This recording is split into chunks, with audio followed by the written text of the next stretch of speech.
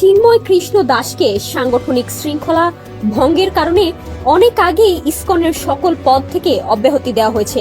আর তাই চিন্ময়ের কোনো বক্তব্য ও কার্যক্রমে ইসকন কোনোভাবেই দায়ী নয় বলে দাবি করেছেন চারু চন্দ্র দাস ব্রহ্মচারী। বৃহস্পতিবার রাজধানীর স্বামীবাগ আশ্রমে অনুষ্ঠিত সংবাদ সম্মেলনে এমনটা জানিয়েছেন ইসকনের সাধারণ সম্পাদক চারু চন্দ্র দাস ব্রহ্মচারী। এ সময় ভারতের মন্তব্যে সম্পৃক্ত না থাকার দাবিও করে সংগঠনটি। লিখিত বক্তব্যে চারু দাস বলেন, আমরা সবাইকে পুনরায় অবহিত করতে চাই যে অনেক মাস আগেই প্রবর্তক শ্রীকৃষ্ণ মন্দিরের অধ্যক্ষ লীলারাজ গৌরদাস, সদস্য স্বতন্ত্র গৌরাঙ্গ দাস এবং চট্টগ্রামের পুণ্ডরিক ধামের অধ্যক্ষ চিন্ময় কৃষ্ণ দাসকে সাংগঠনিক শৃঙ্খলা ভঙ্গের দায়ে ইসকনের সাংগঠনিক পদ ও পদবি সহ ইসকনের যাবতীয় সাংগঠনিক কার্যক্রম থেকে অব্যাহতি দেওয়া হয়েছে। আইনজীবী সাইফুল ইসলাম হত্যাকাণ্ডে শোক প্রকাশ করে তিনি বলেন, তার মর্মান্তিক অকাল মৃত্যু আমাদের মর্মাহত করেছে।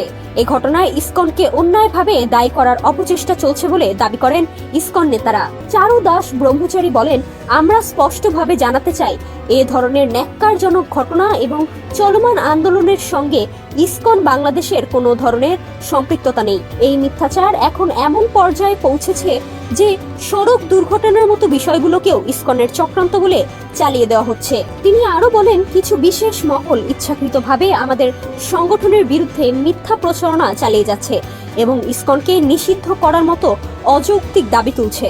চারু দাস বলেন, গত 3 অক্টোবর অফিসিয়াল বিবৃতির মাধ্যমে জানানো হয় যে চিন্ময় কৃষ্ণ দাস ইসকন বাংলাদেশের মুখপাত্র নন, তাই তার বক্তব্য সম্পূর্ণ ব্যক্তিগত।